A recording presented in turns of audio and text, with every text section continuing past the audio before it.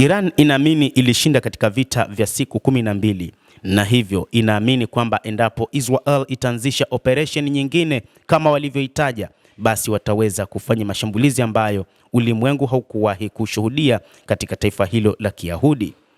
Waziri wa mambo ya kigeni Abbas Araghchi anasema vita vya siku 12 vilimalizika kwa heshima kubwa, hadhi na ushindi kwa Iran. Iran wakati huu imekuwa ikiheshimiwa ulimwenguni kote baada ya kulipa kisasi mashambulizi yaliyofanywa na mataifa ya Marekani pamoja na Israel katika taifa hilo la Uajemi. Araghchi anasema kwamba moja kati ya sifa ambayo Iran imejivunia ni kutumia makombora 500 pekee katika vita vya siku 12 na wakati huu imejiandaa kutumia zaidi ya makombora 2000 ambayo yataiharibu kabisa taifa hilo la Kiyahudi. Anasema kwamba licha ya kwamba vita hivi vya siku 12 viliua zaidi ya watu 1000 nchini Iran,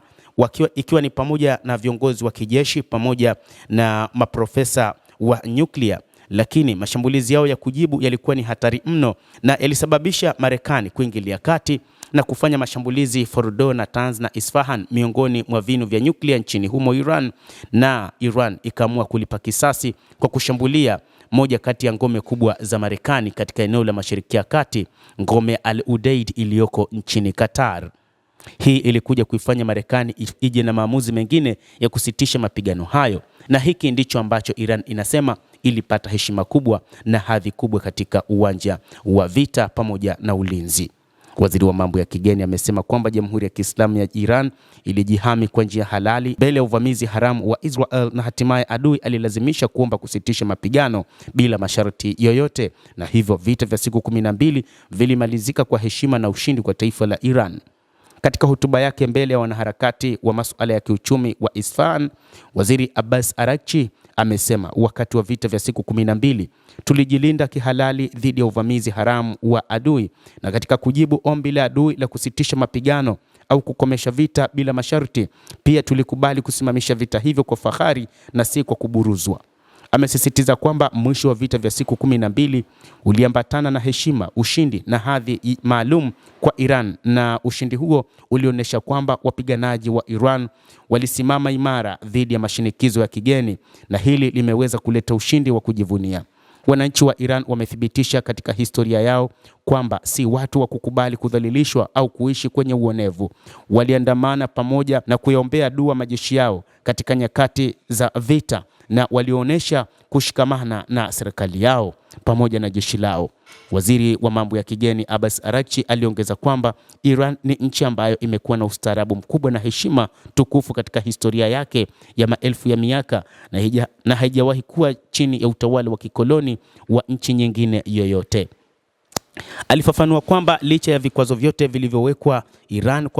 kwa makumi ya miaka, na licha ya kuwepo madola makubwa ya kijeshi katika eneo hilo pamoja na propaganda zao zote, lakini tulipata ushindi wa kujivunia katika vita vya siku 12. Vilevile amesema adui hivi sasa anajaribu kutumia vibaya matatizo ya kiuchumi kuwafanya wananchi wa Iran waichukie serikali yao, lakini kama ambavyo taifa la Iran limepata ushindi kwenye vita vya siku 12, litapambana katika kila njia na